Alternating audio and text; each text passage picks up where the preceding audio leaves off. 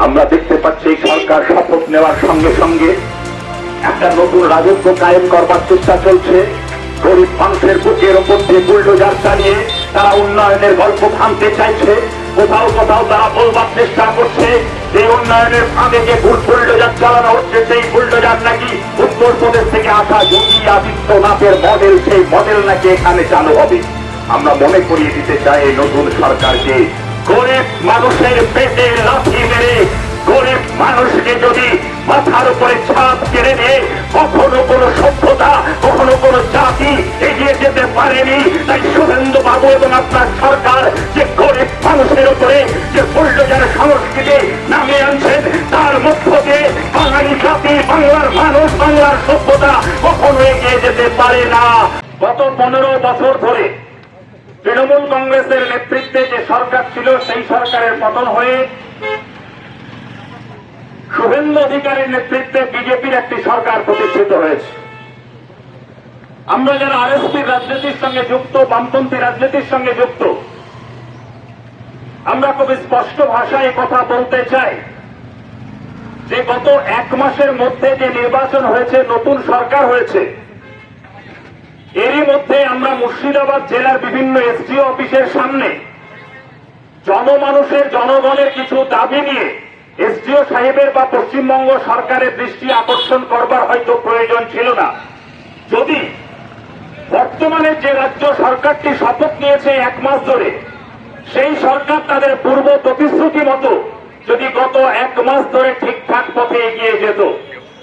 আমরা এই সরকারকে স্মরণ করিয়ে দিতে চাই যে গত 1 মাস ধরে আপনারা যে পথে চলছেন তা প্রথমে দেখা যাচ্ছে সকাল হওয়ার সঙ্গে সঙ্গেই সেটা জনবিরোধীর পথে এগিয়ে যাচ্ছে। কেন এই কথাগুলো বলছি? আমরা এই কথাগুলো এজন্যই বলছি, যখন পশ্চিমবঙ্গের বিধানসভা নির্বাচন হচ্ছিল তখন আজকের যিনি মুখ্যমন্ত্রী হয়েছেন তৎকালীন তিনি ছিলেন বিরোধী দলনেতা। শুভেন্দু বাবু বিরোধী দলনেতা থাকার সময় বিজেপির হয়ে যখন ভোটের প্রচার করছিলেন, তখন গোটা রাজ্যের সাধারণ মানুষকে তিনি বলতেন যে দিল্লিতে যে সরকার আছে, পশ্চিমবঙ্গে যদি সেই সরকার আসে, অর্থাৎ ডবল ইঞ্জিনের সরকার আসে, তাহলে দিল্লিতে যে দামে পেট্রোল, ডিজেল, রান্নার গ্যাস পাওয়া যায়, জঙ্গিপুরের মানুষ, কলকাতার মানুষ, বাংলার মানুষও নাকি পাবে, অর্থাৎ একই দামে পাবে। কিন্তু আমরা অদ্ভুতভাবে লক্ষ্য করলাম গত 4 মের পরে গত 27-28 দিনে এই বিজেপি সরকার পশ্চিমবঙ্গেও আছে, দিল্লিতেও আছে, অর্থাৎ ডবল ইঞ্জিনের সরকারও আছে, তার সত্ত্বেও প্রায় 4 বার পেট্রোল, ডিজেল, রান্নার গ্যাসের দাম বেড়ে চলেছে। এই পেট্রোল, ডিজেল, রান্নার গ্যাস দাম বাড়ার সাথে সাথে আজকে যারা আমাদের কথা শুনছেন তাদের অনেকের মনে হতে পারে যে আপনারা তো গরিব মানুষ, আপনার বাড়িতে তো মোটর সাইকেল নেই, আপনার বাড়িতে তো রান্নার গ্যাস নেই, আপনি এখনো চুলোতে রান্না করেন, আপনি হয়তো একটা ভাঙা সাইকেলে চড়ে ঘুরে বেড়ান, তাহলে রান্নার গ্যাস, পেট্রোল, ডিজেলের দাম বাড়লে আপনার সমস্যা কি? আজকের দিনে গোটা ভারতবর্ষ জুড়ে যে বাজার অর্থনীতি, সেই বাজার অর্থনীতি রান্নার গ্যাস, পেট্রোল, ডিজেলের দামের সঙ্গে সঙ্গে প্রত্যেকটা জিনিসের দাম বাড়বে এবং তা আপনারা প্রত্যক্ষ করছেন। সেই বাসের ভাড়া হতে পারে, আপনার অন্য যানবাহনের ভাড়া হতে পারে, খাবারের অন্যান্য সামগ্রী হতে পারে, নিত্য প্রয়োজনীয় প্রত্যেকটা জিনিসের দাম বাড়ছে। আমরা বলতে চাই যে ডবল ইঞ্জিনের সরকারের কথা শুভেন্দু বাবু বলেছেন, সেই শুভেন্দু বাবুর নেতৃত্বে যে সরকারটা হয়েছে, সেই সরকারের কাছে আরএসপির পক্ষ থেকে আবেদন করতে চাই, জঙ্গিপুরের মানুষের জন্য, জঙ্গিপুর মহকুমার মানুষের জন্য, মুর্শিদাবাদ জেলার মানুষের জন্য অবিলম্বে পেট্রোল, ডিজেল সহ রান্নার গ্যাস এবং নিত্য প্রয়োজনীয় জিনিসের দাম কমাতে হবে। সাধারণ মানুষের ক্রয় ক্ষমতার মধ্যে দামকে সীমাবদ্ধ রাখতে হবে, এটা আমাদের খুব স্পষ্ট বক্তব্য। সেই সাথে আমরা কি দেখছি? আমরা দেখতে পাচ্ছি এই সরকার শপথ নেওয়ার সঙ্গে সঙ্গে একটা নতুন রাজত্ব কায়েম করবার চেষ্টা চলছে।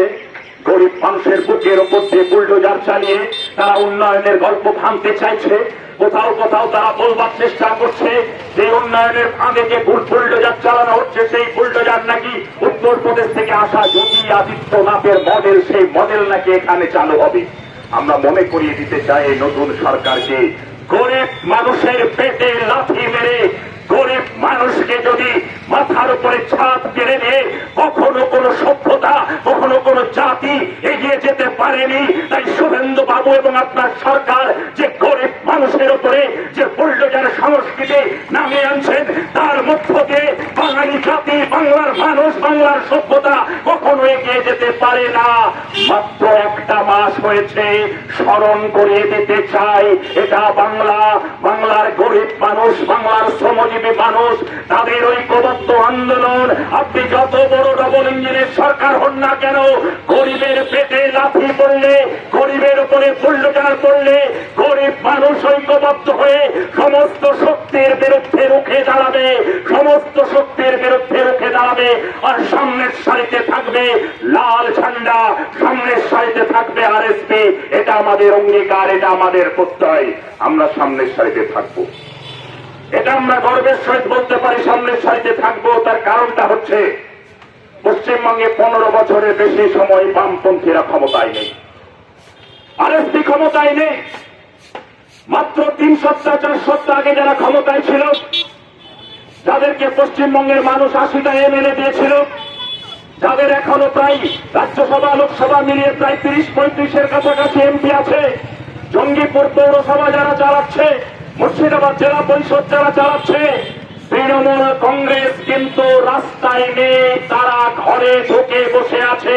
তার কারণ হচ্ছে মাথা থেকে পা পর্যন্ত একটা দুর্নীতিগ্রস্ত আপাদ মস্তক লুম্পেনদের দল। এই তৃণমূল কংগ্রেস কখনো মানুষের জন্য রাস্তায় নেমে মানুষের অধিকারের পক্ষে সোচ্চার হতে পারবে না। তাই বিজেপিকে স্মরণ করিয়ে দেই, 5 জন থাকতে পারে আরএসপি, 5 জন থাকতে পারে লাল ঝান্ডার কর্মী। আপনি একটাও জনবিরোধী নীতির ওপর দিয়ে এগিয়ে যেতে চাইলে বুক চিতিয়ে লাল ঝান্ডা দাঁড়িয়ে থাকবে, বুক চিতিয়ে জঙ্গিপুরের মাটিতে আরএসপি দাঁড়িয়ে থাকবে। এটা বামপন্থীদের অঙ্গীকার। তাই স্মরণ করিয়ে দেই আপনাদেরকে, এই নতুন সরকারকে, যে গরিব মানুষের পেটে লাথি মেরে কখনো কোন সরকার, কখনো কোন রাজ্য, কখনো কোন সভ্যতার উন্নয়ন হয়নি, এটার বিষয়ে আপনাদেরকে নজর রাখতে হবে।